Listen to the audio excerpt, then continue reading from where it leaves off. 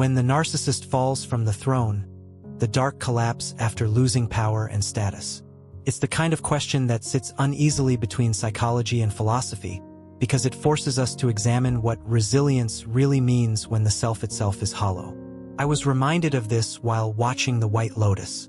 In one scene, a wealthy, self-absorbed matriarch, the kind of woman who thrives on status and spectacle, declares that life without luxury isn't worth living. Her husband faces ruin, his empire collapsing, and she, draped in silk and entitlement, insists that she could not survive such loss. The line was meant to be tragicomic, but psychologically, it was chillingly accurate. She was right in a way. She couldn't survive it.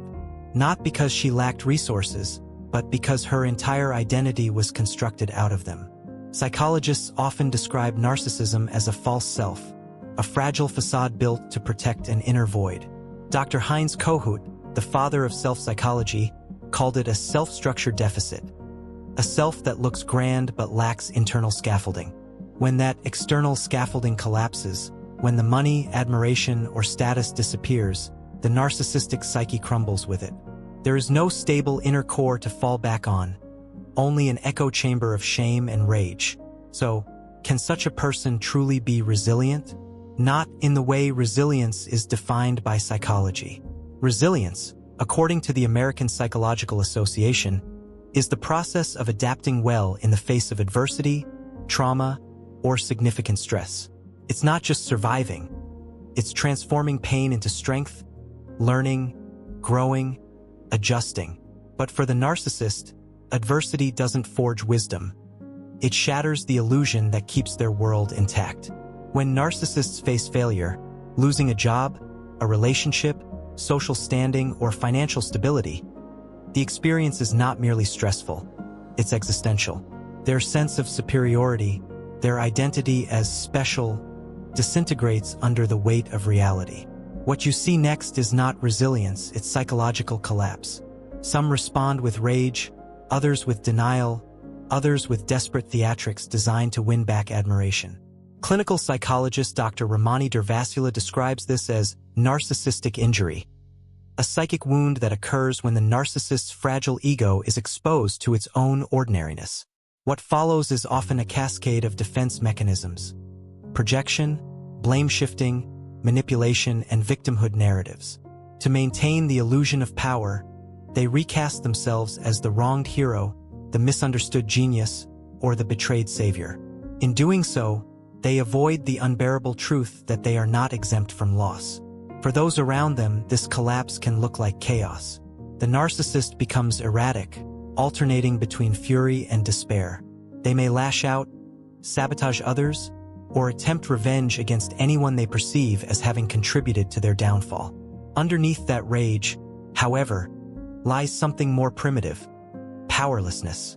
It's a feeling most of their victims know intimately. But for narcissists, who have spent their lives outrunning vulnerability, that sensation is intolerable.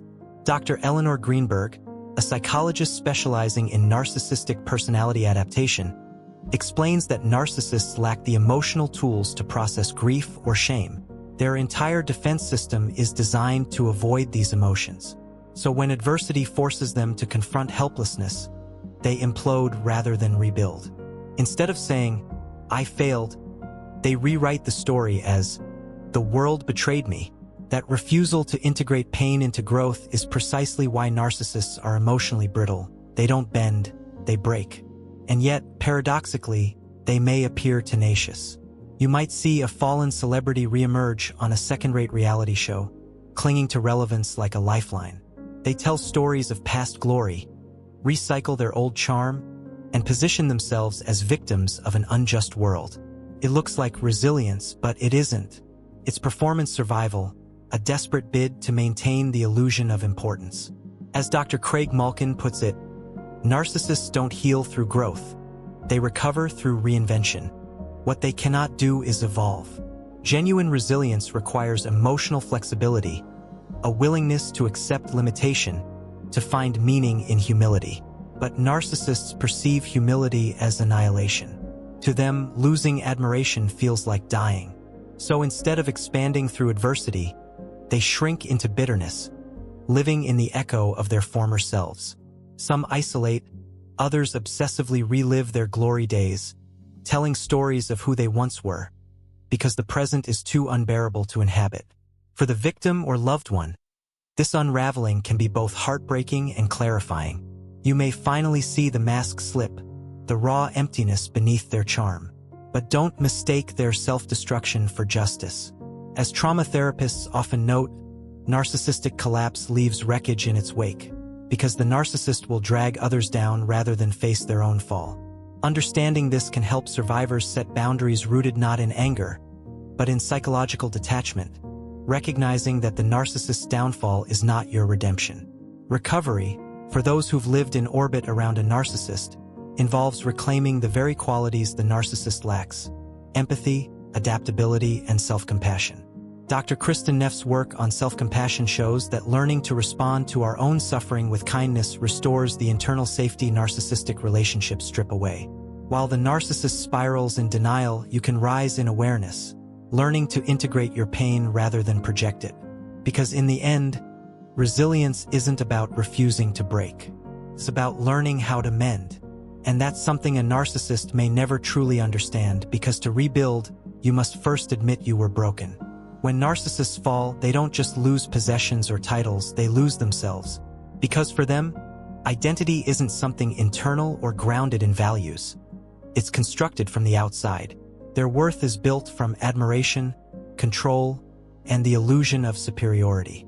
When that scaffolding is stripped away, what remains is a profound existential void, a space they've never learned to inhabit. Psychologists have long described this phenomenon as narcissistic collapse, a psychic implosion triggered when reality intrudes upon the narcissist's grandiose self-image. Dr. Otto Kernberg, a leading researcher on narcissistic pathology, explains that such collapses occur when the defensive shell of omnipotence can no longer protect the fragile self beneath. The result is a deep, destabilizing despair often masked by rage, denial, or self-destructive behavior. And in extreme cases, yes, some narcissists may spiral so far into hopelessness that they contemplate ending their own lives. Therapists who work with narcissistic clients understand that these moments are among the most dangerous. As Dr. Ramani Durvasula warns, a narcissist's collapse is not a quiet surrender. It's a psychological crisis. When the false self fractures, it exposes an unbearable mixture of shame, fear, and humiliation. The narcissist experiences the loss of status or control not as a setback, but as an annihilation. In their inner world, the fall from grace is the death of self. That's why clinicians are trained to watch closely during these periods, not only for signs of depression, but also for narcissistic rage turned inward, a lethal mix of despair and egoic injury. It's tempting to believe that narcissists, with their big personalities and apparent invincibility, can weather anything. After all, many of them are exceptional performers, people who can transform fantasy into reality, who dream audaciously and defy limits. They seem unstoppable, even magnetic, but their strength is an illusion. It is borrowed energy, a performance fueled by admiration and fear. When the audience leaves, the spotlight dies, and the applause fades, their grandiosity loses oxygen. Most narcissists live by an internal creed: I am what I possess. I am what I control. So when wealth disappears, when beauty fades, when the company collapses, or when admiration shifts to someone younger, they experience it as total erasure. And because they cannot separate their being from their belongings, they cannot grieve like ordinary people do. Instead, they rage against the universe for daring to take away what they believe was eternally theirs. The reason for this inability lies in the absence of humility. Humility, as psychologists define it, is the ability to accept impermanence, to recognize that fortune, beauty, or success are transient gifts, not guarantees. It allows us to adapt when life changes course, to say, I can still exist even without these things. Humility is the anchor of resilience. But narcissists are allergic to humility because it contradicts their grand narrative. To admit vulnerability is, for them, to admit inferiority. Thus, when life demands surrender or acceptance, the narcissist experiences it as an assault. Dr. Breen Brown's research on shame and vulnerability offers a crucial contrast here. Resilient individuals, she explains, can endure loss because they can feel their pain without being destroyed by it. They possess emotional elasticity, the ability to bend without breaking. Narcissists, however, live in a state of emotional rigidity. Their inner world operates on a binary, domination or defeat. And when defeat arrives, they collapse inward like glass under pressure. Even small disruptions can trigger this collapse. The end of a marriage, the failure of a project, or even the passage of time can evoke a disproportionate sense of catastrophe. Aging, for instance, strips away youth, the narcissist's most visible source of control, and reveals their mortality. As psychoanalyst Stephen Gross notes, narcissists are not afraid of death, they're afraid of insignificance. That's why they cling so desperately to symbols of relevance. Titles, followers, possessions, because without them, they cease to exist in their own eyes. We see this play out vividly in real life. After large-scale disasters, such as the wildfires in Los Angeles, countless families lose everything and yet somehow find the will to rebuild. They mourn, they adapt, and in time they re-emerge transformed, scarred but alive. Psychologists point out that their resilience comes from connection, the ability to join with others in shared loss and mutual empathy. But for narcissists who experience the same event, the response is starkly different. Their world becomes a theater of blame. They lash out at loved ones, at strangers, even at fate itself, unable to comprehend that tragedy does not discriminate. Their inability to empathize isolates them further, cutting them off from the very community that could sustain them. What remains is bitterness, resentment, and a refusal to accept reality. While ordinary people grow through suffering, narcissists disintegrate under it. The emotional architecture of resilience, empathy, flexibility, humility is missing, and without it, the narcissist cannot rebuild. But here lies an important insight for those who've survived them. Observing the narcissist's collapse can bring a strange kind of clarity. It reveals, perhaps for the first time, that the person who once seemed so powerful was never strong at all, only armored. And when that armor finally cracks, you can see what you were up against. Not a giant, but a fragile illusion terrified of its own reflection. For victims and survivors, psychologists emphasize that this is the moment to reclaim your own resilience. The narcissist's downfall is not your responsibility, nor is it your closure.